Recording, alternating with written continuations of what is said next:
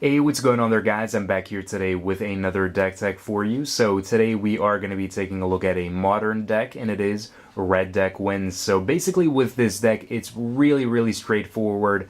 The game plan is just bash your opponent's face in and just get them to 0 life using really cheap burn spells and creatures, and just trying to win in the very early game. So before we get things started and take a look at this deck, if you guys have any suggestions for decks that you would like to see, please leave them down in the comments below and I'll take them into consideration for future deck techs. Alright, so with our creatures here that we're starting off with, the first one is Goblin Guide. Now, Goblin Guide is like one of the most iconic red creatures in Modern for aggro. And he's a 2/2 for 1 red. He has haste, and whenever he attacks, defending player reveals the top card of his or her library. If it's a land, they get to put that into their hand. Now, even though he has that drawback to him, starting off turn 1, being able to swing in with Goblin Guide, knocking your opponent down to 18, or maybe even to 17 if they hit into a fetch and they want to fetch like a shock land or something like that and have it come in tapped. The Goblin Guide is just awesome.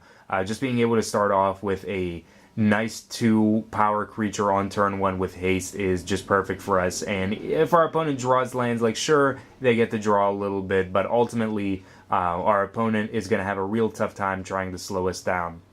Another 1-drop creature that we have is Vexing Devil, and we have this in a playset as well. So 4/3 for 1, and whenever Vexing Devil enters the battlefield, any opponent can have Vexing Devil deal 4 damage to them, and if they do, the Vexing Devil gets sacked. So they can basically either have the Vexing Devil sit on the table, where they can take the 4 damage directly, and a lot of times you'll play the Vexing Devil and he'll get lightning bolted or dismembered or something like that.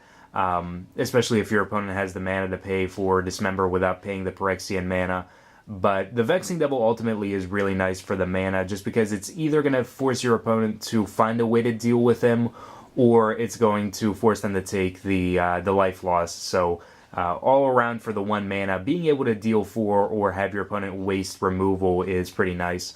We have 3 Grim Lavamancer, so Grim Lavamancer is a 1/1 for 1 red, and although he doesn't have any ridiculous stats or haste or anything like that, he has an ability for 1 red and tap, exile 2 cards from our graveyard, and we get to deal 2 damage to target creature or player. So on top of all the spells that we're casting and also the fetch lands that we have, we can fuel our graveyard pretty well and use the Grim Lavamancer multiple times to deal 2 damage and appropriately either get rid of creatures that are blocking or just deal damage to our opponent for that 1 red mana. I have a playset of Keldon Marauders, so that's the last creature that we have in playset. And he is a 3/3 for 2 with Vanishing 2, so it comes into play with 2 counters on him, and at the beginning of your upkeep you get to remove a counter from him. You have to remove a counter from him, and then when the last one's removed you have to sack him. And the great thing about him is whenever he leaves or comes into play, he deals 1 damage to target players. So ultimately he comes in and he's going to ping your opponent for 1. Whenever he leaves, he's going to ping for 1. And if he can swing in once, then he can deal that 3 damage, which is ultimately really nice for us. Then we're getting into our suite of different spells that we have to deal damage. So the most iconic one is Lightning Bolt. For 1 red, deal 3 damage to target creature or player. With most red decks, you're going to see it in there. We also have Lava Spike, which is pretty much like Lightning Bolt, but it's not as versatile. We can't use it on creatures, but it's for 1 red, it deals 3 damage to target player. We also have Shard Volley, which is an instant speed for 1 red again, so we have a lot of 1-drops. We have to sack a land in addition to Shard Volley's cost, and we get to deal 3 damage to target creature or player, so it's pretty much on the same level of Lightning Bolt. We have Rift Bolt, and this is also a playset here. It has a casting cost of 3 and deals 3 damage to target creature or player, and it has a suspend for 1 turn, and the suspend cost is 1 red, so it's kind of like a more delayed Lightning Bolt, but still a Lightning Bolt nonetheless. If we want to pay the 3 mana and use it immediately, we can do so, or we can wait a turn and have it resolve then and deal the 3 damage.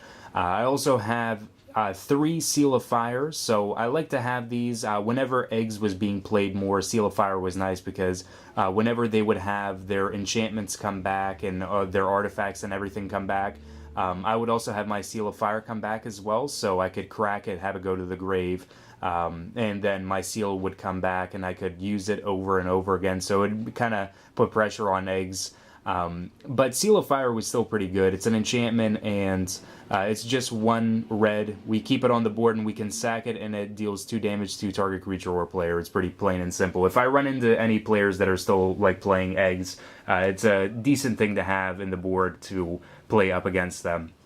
And then we have a playset of Searing Blaze. So the Searing Blaze is an instant for double red. Deals 1 damage to target player and 1 damage to target creature that player controls. And if we had a land enter the battlefield under our control this turn, it deals 3 damage to the player and 3 damage to the creature instead. So because we have our fetch lands here, it allows us to play Searing Blaze during our opponent's turn if we crack a fetch during their turn. So it's pretty nice to have the Searing Blaze and the fetch lands for that. And then the last spell that we have is Skullcrack. So Skullcrack deals 3 damage to target player, and that player can't gain life this turn, and damage can't be prevented this turn for 2 mana. So it's an easy way to get around any big life gain that our opponent may try to use, or if they try to prevent damage somehow during the turn. So Skullcrack is really awesome for that. And then we have our lands. So the lands, there are only 18 of them. There are 4 Scalding Tarn, 4 Arid Mesa, and then I just have 10 basic mountains. So that's the main board that we have for modern red deck wins. Now let's jump over and take a look at what we have in the sideboard.